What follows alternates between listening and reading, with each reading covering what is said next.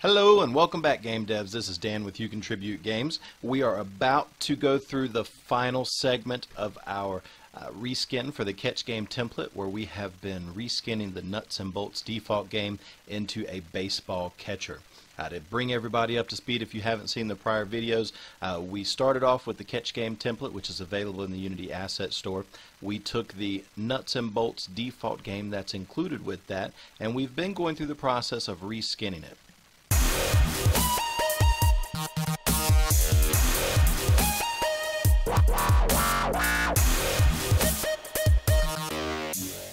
We have updated the bucket into a baseball glove. We have updated all of the falling objects, the nuts and bolts and screws, into baseballs and gold coins.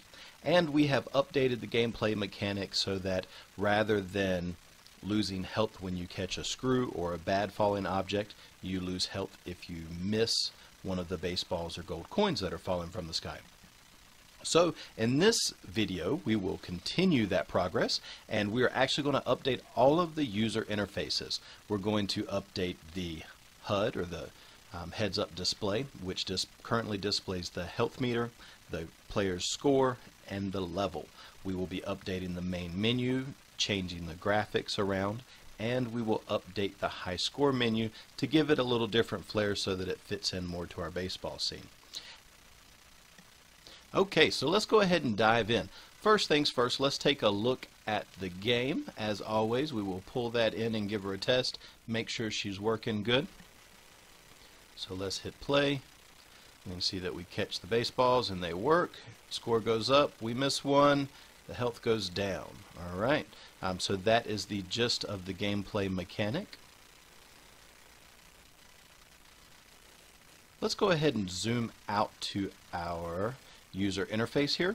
So you can see everything's kind of overlapping. What I'd like to go ahead and do, since we are just focusing on the HUD canvas to begin with, let's deactivate the menu and the high score so that we don't see those. And if you're following along, you'll see that in your play window those have disappeared, and you just have the HUD interface that displays while the players playing the game and trying to catch all of the balls. Let's go ahead and expand that heads-up display. You see we have a header row and a damage image. Once we expand the header row, you can see the text score, the level text, the health slider, which has a background image for the color inside of it, and the fill area that goes over top of that, and then the slider area that moves back and forth.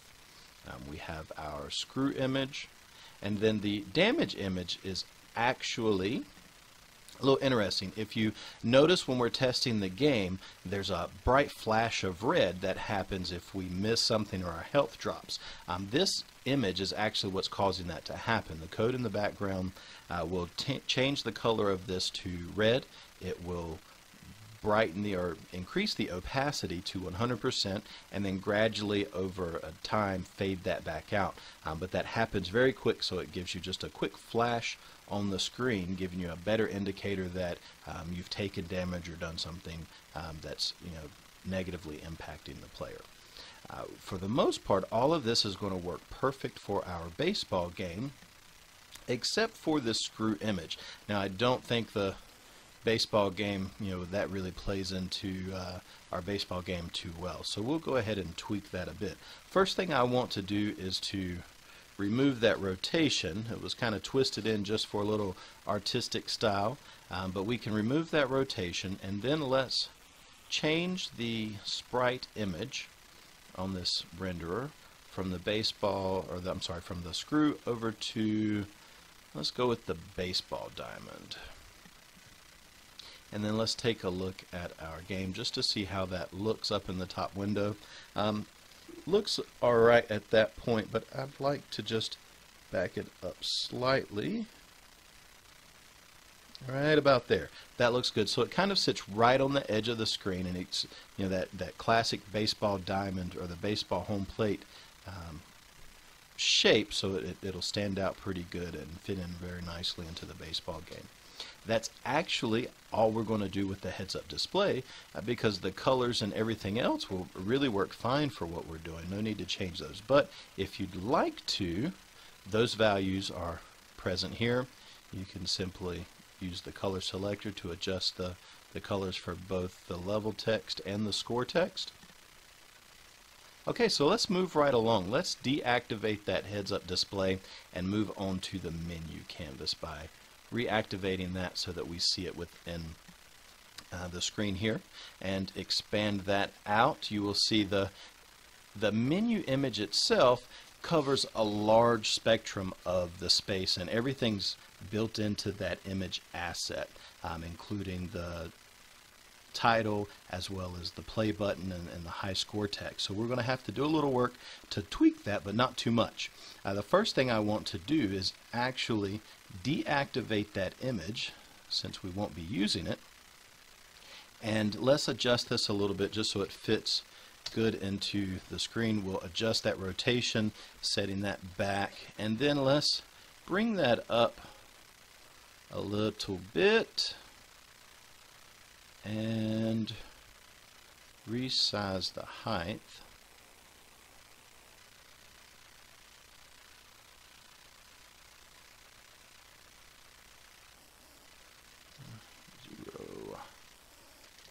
We'll reposition it dead center and resize the height so that it matches our window here, because this is actually, everything's going to reside within this and be relative to this image since we have it underneath it in our hierarchy. Now you can see our button high score right here still has the text number on it, but we've lost our imaging. So let's first again adjust that rotation value and bring that down a bit. And for our play button, remove the rotation. Let's drag that over here. So this will be the general layout that we're looking at. We've got our main menu screen, our high score button to the right, and our play button over to the left. And right now, if we were to test this out, that would work. But let's go ahead and give ourselves a little bit of graphics in here first. So within this play button, let's add by right-clicking, we'll pull up the menu and go to UI Image and select the baseball diamond. That will make a good game for us, or a good button. Suggest this. Let's try 275 by, make it a box, 275. I think that looks pretty good. Let's adjust the button itself to match that. So if somebody clicks anywhere within that image, they will activate the button. And within the text, let's adjust this. Use luckiest guy. We'll add in some text here to say play, and adjust the font size so that it gets a little bigger. Now we'll actually need to move that image up so that it'll sit behind there. Go back to the text and bring that font size back down, something a little more reasonable, and maybe drag it up a little bit so it fits right there on the stands. Okay, for our high score, let's go ahead and add a UI image to that as well.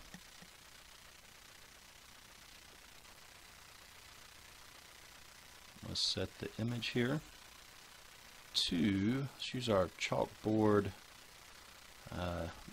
scoreboard image, and we'll update the size of that. Let's go with 275 by 275 also. We'll keep that similar in size, and again let's move this up so that it sits behind the text. We'll go ahead and update our text to change this color. Let's go ahead and go with white, and then let's also bring that size down a little so it fits better into our game. And let's click back on the button itself and add an additional image, and we'll make that stats. So for our baseball players, their stats will be the high scores. All right, and we will go back to our main menu image, and we're going to add another UI image underneath it and set that image to a baseball catcher. And we'll resize it out so that it fits in line with our other images. And maybe we can drop these down a little bit.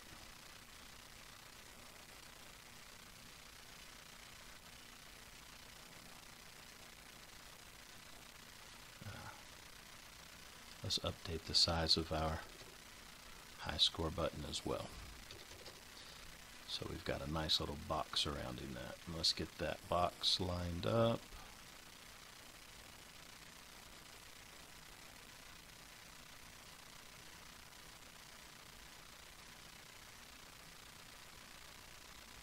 Alright, now that our graphics for the menu are in place, let's test this out. Before we do, we will need to go back and reactivate the high score canvas and our heads up display canvas so that they'll be active within the game when we test this out.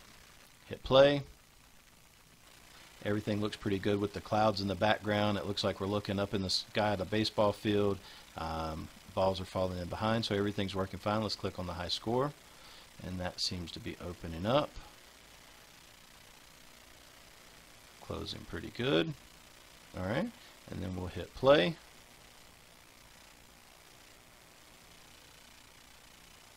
And all of that seems to be functioning as well. We'll miss this ball right here and let it kick us back to the menu. Alright.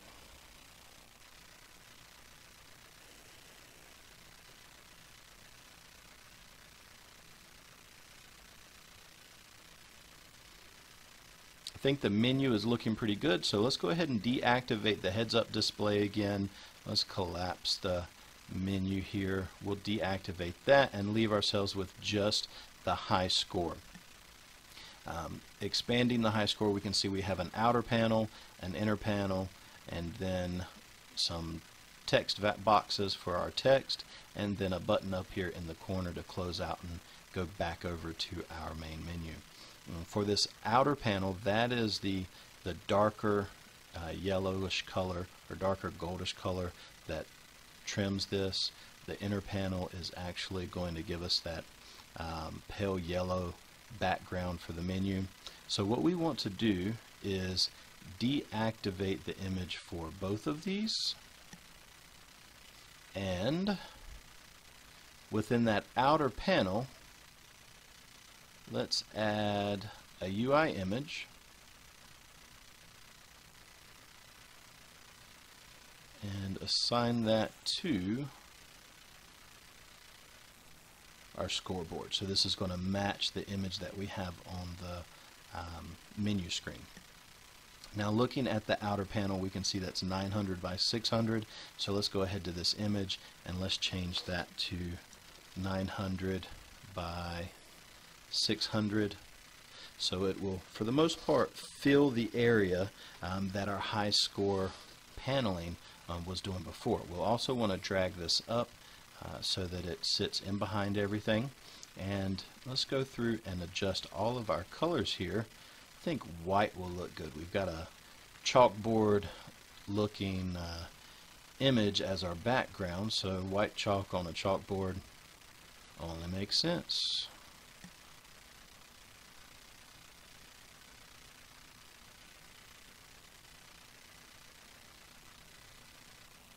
That looks pretty good. The text is actually popping pretty good against the backboard here. It stands out fairly well. The high score placement looks pretty good across the top of this. It seems to just kind of be floating there in front of that top bar. Let's go ahead and update our exit button so that it fits in with the game a little bit better. If we go into the button and look at this button image, we can update the sprite here in the source image, and let's go ahead and reuse that home plate graphic again. So that gives us our home plate graphic, and let's rotate that a little bit so that it sits kind of at an angle pointing in towards the high score, and we'll drag it on down so that it just kind of let's actually just grab the button, the whole button, and drag the button down so that it covers up this corner, kind of sits and points in towards our scoreboard. And we'll update the position of the text as well. Let's go ahead and make that text bright white so that it blends in. And let's go back to the button itself. And as we can see, that dark brown fit pretty good with our old color scheme, but it doesn't really stand out too well here. So let's go ahead and change that normal color, which is what color that button's going to be when you're not clicking it or hovering over it. And let's change that to white so that it makes sense from a baseball standpoint. And then let's change the highlighted color to just a little slightly gray. Just enough so that you know it does something when you highlight over it. And now that we've made that white, the text doesn't really stand out. So let's actually set that to black. And maybe we can rotate that and reposition it a little better on the button. There we go. Alright, that looks pretty good. Alright, let's go ahead and give this another test. And remember, before you do, we'll need to activate the menu and the heads-up display canvases so they're working and active in the game when we go to hit play. Alright, so let's hit the high score again. Everything looks pretty good. The ball's falling in behind there. And if we hover over that, you can see that it does give it a slight gray color. So I think we're looking pretty good. Alright, well that's going to wrap up this tutorial series where we learned how to take the nuts and bolts game that's included with the Catch Game template from You Contribute Games available in the Unity Asset Store and turn that into a baseball catcher. We covered how to update all of the graphics. We learned about the falling object scripts and how to update the variants, as well as the spawn logic and how to update the variants for which objects you want to fall. We also took a look at the collision manager, how that works, and how we can tweak that to easily update the gameplay. We then went through our user interface, updating the heads-up display, the main menu, and the high score screen. So if you have any questions, feel free to reach out to us at ycg@youcontributegames.com. And as always, game on.